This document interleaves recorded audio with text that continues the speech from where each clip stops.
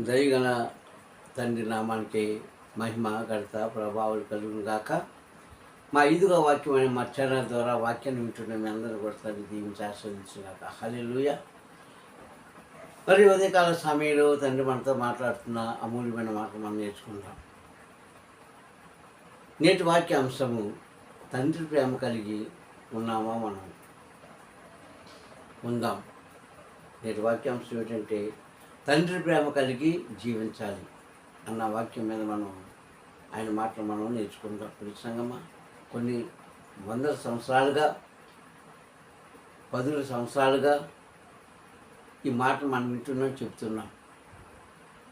అయితే ఈరోజు మనం ప్రశ్నించుకుందాం.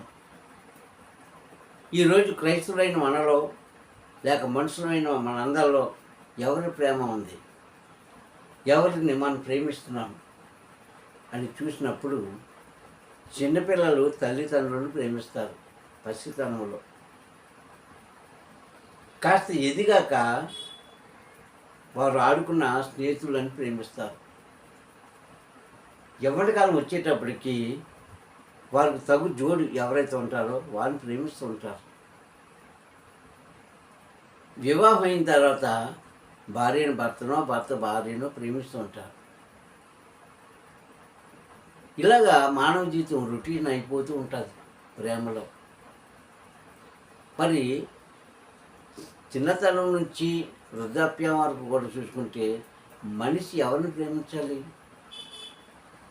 అందుకే ఈరోజు వాక్యాంశము, మనిషి ఎవరిని ప్రేమిస్తున్నాడు అన్న అంశం మీద మనం చూసుకున్నట్లయితే, ఎవరు ప్రేమించాలి అంటే తండ్రిని మాత్రమే మనం ప్రేమించాలి. ఎందుకంటే ఆయన అంటాడు కదా, యోహాను సువార్త 3:16 అంటాడు, తండ్రి లోకం ఎంతో ప్రేమించాను. దానికైనా పరిమితి ఉందా? దానికైనా ఒక హద్దు ఉందా? దానికైనా ఒక కొలత ఉందా? ఏమి లేదే. చుట్టు కొలత ఉందా? పొడవు వెడల్పు ఉందా? ఏమి లేదు. ఎంతో ఎంతో ఎంతో ఎంతో ప్రేమించాడు తండ్రి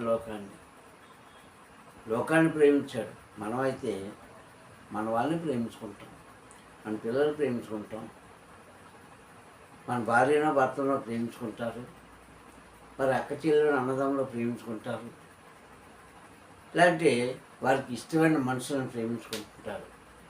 ఇది లోకానుసారంగా మనుషులు ప్రేమించే ప్రేమ. కానీ తండ్రి అలా కాదు, అందరిని ప్రేమించాడంట. అందరితో పాటు సృష్టిని కూడా ప్రేమించాడు ఆయన. ఎంత ప్రేమించకపోతే ఇప్పుడు సంగమా, ఆ రోజు ఆ దినాల్లో శూన్యంగా ఉన్న ఈ భూమిని, నిరాశ నిండిన ఈ భూమిని ఆయన ప్రేమించకుండా ఆకాశం కలుగును గాక, వెలుగు కలుగును గాక అన్నాడే. ఆదికాండం 1వ అధ్యాయం ఇంచుమించుగా 2వ అధ్యాయం వరకు ఇవన్నీ అలా కలిగాయి. ప్రేమతోనే చేశాడు. ఎందుకు? మనిషి జీవించాలి. మానవుని నేను పుట్టించినప్పుడు ఇవన్నీ కూడా మానవునికి అనుకూలంగా ఉండాలి అని అంతా కూడా ఇష్టంతో చేసేదండి, నోటి మాట ద్వారా. కానీ ఒక్క మనిషిని మాత్రం తన స్వరూపంగా తన చేతితో చేశాడు. ఎందుకు చేశాడు? ఇష్టంగా చేశాడు. ఈరోజు చూడండి, ఒక వివాహంకి వెళ్ళామనుకో, ఆ వధూవరులు ఇష్టపడుతుంది కదా వివాహం చేసుకుంటారు. అయితే కొన్ని వివాహాలు ఒక రకంగా ఉంటాయి, వాటి కోసం కాదు. కానీ సర్వసాధారణంగా వధూవరులు ఇష్టపడే వివాహం చేసుకుంటారు. అలాగే ఇష్టపడేవారు కాపురాలు చేస్తుంటారు, ఇష్టపడే పిల్లలు కంటుంటారు, ఇష్టపడే పిల్లలు పెంచుకుంటుంటారు, ఇష్టపడే వారిని పోషించుకుంటూ ఉంటారు కదా. ఇదంతా మనిషి యొక్క ఇష్టం మీద జరుగుతూ ఉంటుంది. అలాగే ఒక విద్య నేర్చుకున్న, ఒక ఉద్యోగం చేసినా, వ్యాపారం చేసినా, ఏదైనా చేస్తున్నారు మానవ జీవితానికి ఇష్టపడే కదా వారు చేస్తారు. అంటే ప్రేమతోనే కదా చేస్తారు. ఇది మామూలుగా సర్వసాధారణంగా లోకంలో ఉన్న ప్రేమ. కానీ తండ్రి సృష్టిని ప్రేమించాడు. సృష్టిలో ఉన్న ప్రతి జీవరాశులను ప్రేమించాడు. వాటితో పాటు మనల్ని కూడా ప్రేమించి అది చేశాడు. తన హస్తాలతో మనం చేసి ఆయన ఊపిరి మనకిచ్చి ఈరోజు నిలబెట్టాడు. అయితే మనం ఆయన ప్రేమిస్తున్నామా? లేదు. లేదు పిలుస్తాను. ఎప్పుడు ప్రేమిస్తామో తెలుసా? కష్టకాలంలో. అది కూడా ఎంతవరకు ఆ కష్టం మన దగ్గర నుంచి వెళ్ళిపోయిన వరకే. వెళ్ళిపోయిన తర్వాత మళ్ళీ మర్చిపోతాం. బైబిల్ గ్రంథంలో చాలామంది అలాంటి వాళ్ళు ఉన్నారు. ఈ లోకంలో కూడా అలాంటి వాళ్ళు చాలామంది ఉన్నారు. అవసరానికి వాడుకునేవారు. అది ప్రేమ కాదు, అవసరం అంటారు దాన్ని అయితే. సంగమా అయితే అందుకని అంటాడు, కనికరం కలిగి ఉండని అంటాడు మస్తీ గారు.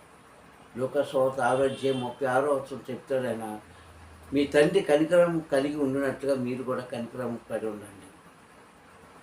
మళ్ళీ ఆయన చెప్తాడు, నిన్ను వల్ల నీ పొరుగువాని ప్రేమించు, నిన్ను వల్లే నీ పొరుగువాని కూడా ప్రేమించు. అంటే దానికి అర్థం ఏంటి? నిన్ను ఎవరు ప్రేమిస్తున్నారు ఇప్పుడు?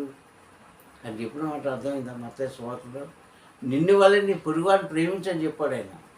ఆ మాటలు అర్థం ఏంటి? అసలు నిన్ను ప్రేమిస్తున్నది ఎవరు? నీ తల్లి తండ్రి కదా. నువ్వు చేసుకున్న భార్య భర్త, లేదంటే నీ తోడు పుట్టినవారు, లేదంటే నువ్వు కోరుకున్న స్నేహితురాలు. వీరు కాదండి. నేను ప్రేమించేది ఆయనే. నేను పుట్టించమని నేను ప్రేమించబట్టే ఇంతకాలం కూడా నువ్వు ఆయుష్కాలంతో భూమి మీద ఉన్నావు. నేను ఎలాగైతే ప్రేమిస్తున్నానో అలాగే తోటివాడిని ప్రేమించమని అర్థం. ఇది మర్చిపోతాం మనం. ఇది మర్చిపోతాం. ఏదైనా భూమి మీద పుట్టేసాను, పెరిగాను, నష్టానుసారం జీవిస్తాను అన్నవాడు మనం చూస్తున్నాము.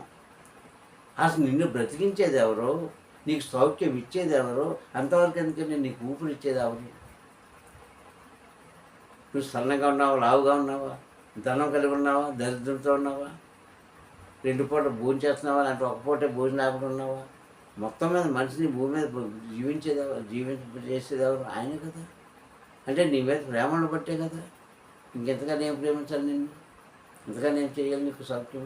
ఎందుకంటే నీకు ఆయుష్కాలం నుంచి బతికిస్తున్నాడు. ఎన్నో బాధల నుంచి, కష్టాల నుంచి, వేదల నుంచి, సోదరుల నుంచి, రోగాల నుంచి, అప్పటి నుంచి ఇంకా బ్రతికి ఉన్నావంటే నిన్ను ప్రేమించబట్టే కదా. ఆ మాట మనకు చాలామంది తెలియదండి. చాలామంది తెలియదు. నీ మీద కనికరం ఉండబట్టే కదా. నీ మీద కనికరం ఉండి నేను ప్రేమించబట్టే ఈరోజు మనం ఎలా ఉన్నాం. నువ్వు పేదవాడు కావచ్చు, మధ్య తరగతి వాడు కావచ్చు, ఇలాంటి ఉన్నవాడు కావచ్చు, ఏమీ లేనివాడు కావచ్చు.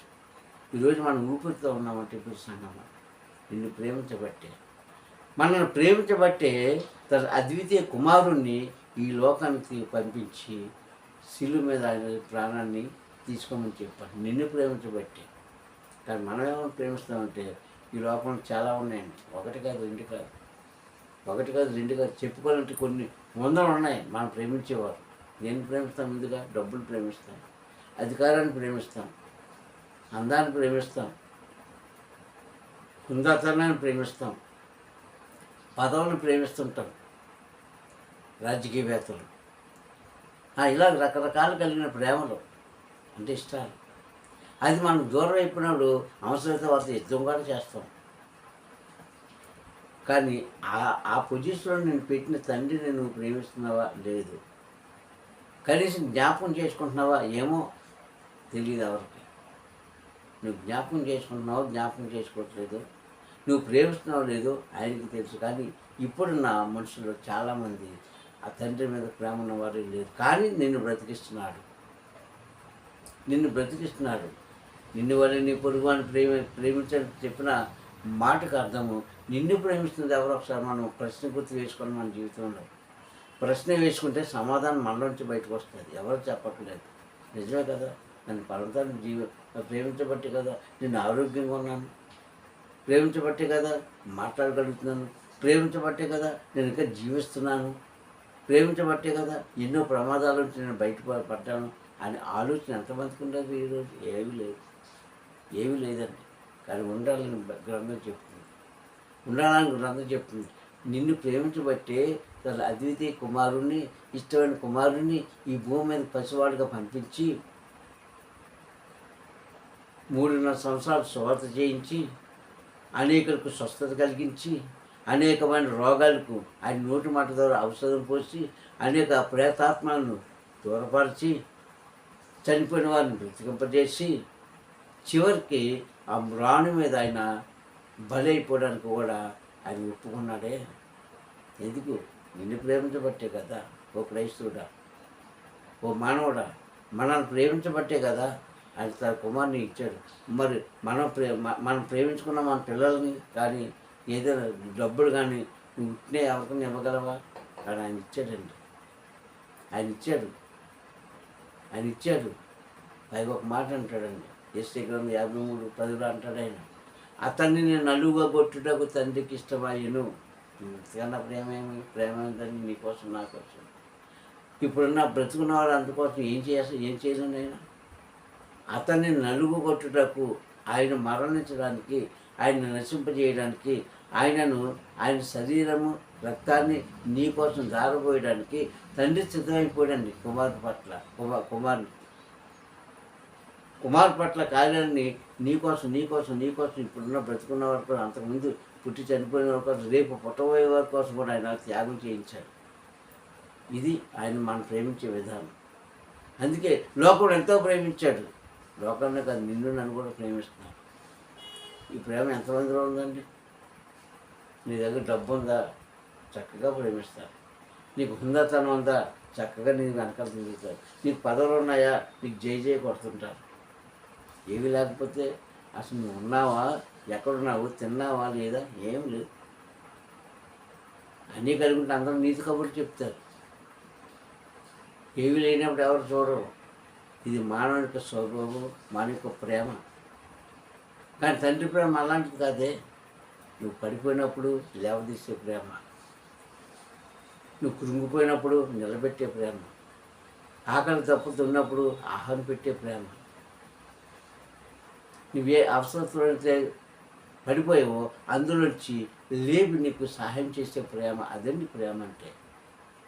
అదండి నిజమైన ప్రేమ. అది తండ్రి దగ్గర తప్ప ఎవరి దగ్గర లేదు. కానీ ఆయన అన్నది ఏంటంటే, నా వలే నీకు కూడా అలాంటి ప్రేమ, మీరు కూడా అలాంటి ప్రేమ కలిగి ఉండండి నా ప్రజలని సర్వలోకానికి చెప్పాడు. ఒక క్రైస్తవుడికే కాదు, ప్రతి మనిషికి చెప్పాడు. ఆయన క్రైస్తవుడైన మనమే ఒక్కొక్కసారి మాటను నిర్లక్ష్యంగా చూస్తుంటాం, నిర్లక్ష్య పెడుతుంటాం, ప్రక్క దూషేస్తాం. ఇంకో ఇతర మనుషులు ఎలా దాన్ని ఆహ్వానించుకుంటారో ఒకసారి జ్ఞాపకం చేసుకోండి. కావున ఆయన ప్రేమ అమూల్యమైనదండి. దాన్ని వర్ణించలేము, దానికి వెలకట్టలేము. ఇలా ఉంటుంది అని మనం చెప్పలేము. చూసాను ఓ క్రైస్తుడా, నీ మూర్ఖపు జీవితాన్ని మార్చుకో, నీ మూర్ఖత్వాన్ని తీసేసుకో, నువ్వు హెచ్చింపు మాటలను తీసేసుకో. ఎవరైనా సహాయం చేస్తారని ఎదురు చూస్తేమో కష్టం, ఎవరు నాకు సపోర్ట్ కొట్టాలని ఎదురు చూస్తేమో అది కూడా కష్టమే. నీ మోకాలు పట్టుకుని ఎలాగైతే పైకి లెగిస్తావో అదేవిధంగా ఈ జీవితంలో తండ్రి దగ్గరికి, తండ్రి యొక్క ఆశీర్వాదం కావాలంటే అదేవిధంగా నీ అంతా నువ్వే వెళ్ళాలి. ఆయన దగ్గరికి ఎవరిని తీసుకువెళ్ళరు. అయినా నేను ప్రేమిస్తున్నాను కనుకనే ఎన్ని బాధలు వచ్చినా ఆయన కనికరిస్తున్నాడు, కటాక్షిస్తున్నాడు, దీవిస్తున్నాడు. ఈ యొక్క కొద్ది ఆశీర్వాదం మనం సాధా. టోటల్గా చూసుకుంటే ఇదిగో ఈ రోజు వరకు మన శరీరం కొన్నాము అంటే ప్రేమించబట్టే కదా, మన మీద ఇష్టం ఉండబట్టే కదా మనం బ్రతుకున్నాం. లేకపోతే ఈ జీవితం అనేది ఏమైపోయిందో తెలియదు. ఇది ఒకటి గమనించుకుంటే ఇప్పుడు క్రైస్తవులారా మనము సర్వం విడిచిపెట్టేస్తాం. ఏంటది? గర్వాన్ని విడిచిపెట్టేస్తాం, నిర్లక్ష్యాన్ని విడిచిపెట్టేస్తాం, పొగరబట్టే మాటలను విడిచిపెట్టేస్తాం, ఒకరిని అసహ్యంగా చూసుకోవడం విడిచిపెట్టేస్తాం. అన్నీ కూడా విడిచిపెట్టేసి ఆయనతో సంబంధం కలిగి ఉంటాం. ఇది తండ్రి ప్రేమ. ఈ ప్రేమ కలిగి ఉండాలన్నది నా నిరీక్షణ. అందుకే ఈరోజు ఆయన మాట్లాడుతున్నాడు, తండ్రిని నీవు నిజంగా ప్రేమిస్తున్నావా అడిగాడు కదా. యోహాను సువార్త 21వ అధ్యాయంలో పేతురు గారిని అడుగుతారు కదా. 15వ వచనంలో భోజనం చేసినాక వారి కడుపున అన్నం పెట్టి అంటాడు, పేతురు అన్నాడు కదా నర్సి గారు, సీమోను కుమారుడు అని, పేతురు నీవు నిజంగా నన్ను ప్రేమిస్తున్నావా అని అడిగాడే. ఈరోజు నన్ను అడుగుతున్నాను, మన అందరం అడుగుతున్నాడు ఆయన. ప్రియ సహోదరులారా, నువ్వు నిజంగా ప్రేమిస్తే ఆయన పక్కన మనం ఉందాం, ఆయన మీద ఆనుకొని ఉందాం, ఆయన జరుపుగా మనం ఉందాం. అప్పుడు సమస్తం కూడా జయమని తెలియజేస్తుందని ఈ వాక్యం ద్వారా. ప్రియ సంగమా, తండ్రిని ప్రేమిద్దామండి. అనగా ఆయన వాక్యాన్ని ప్రేమిద్దాం, ఆయన వాక్యానికి మనం విలువిద్దాం. అప్పుడు మనకి ఏదైతే కావాలో పరమ తండ్రి ఆకాశ మండలం నుంచి ఆయన మహిమ ఐశ్వర్యంతో మనం నింపి తృప్తిపరిచి ఇంకా అభివృద్ధిపరుస్తారని ఆశతో ప్రార్థించుకుందాం.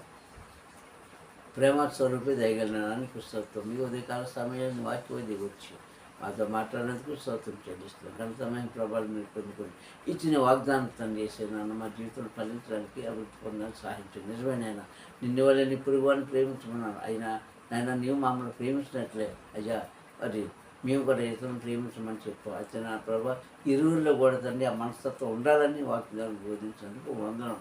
ఇది తండ్రి వాక్యం గ్రహించుకోలేను తండ్రి నన్ను బిడ్డలకు కలిగించి ఒకవేళ తండ్రి ఎవరైనా నీకు వ్యతిరేకంగా ఉంటే వాళ్ళందరూ కూడా తండ్రి మంచి మార్గం నడిపించి అయ్యా లోపల ఉన్న వాళ్ళందరూ కూడా ప్రేమించినట్లే వారిని కూడా ప్రేమించి తండ్రి మంచి ఈవులు దయచేస్తామని మా ప్రియ రక్షకుడైన క్రీస్తు నామములో ప్రార్థన అడుగుతున్నాను పరమ తండ్రి. హల్లెలూయా హల్లెలూయా హల్లెలూయా. ప్రజలాడండి తండ్రి మేము దీవించుగాక. ఆయన యొక్క అమూల్యమైన కృపతో మిమ్మల్ని మీ కుటుంబాన్ని నింపునుగాక. ప్రజలాడు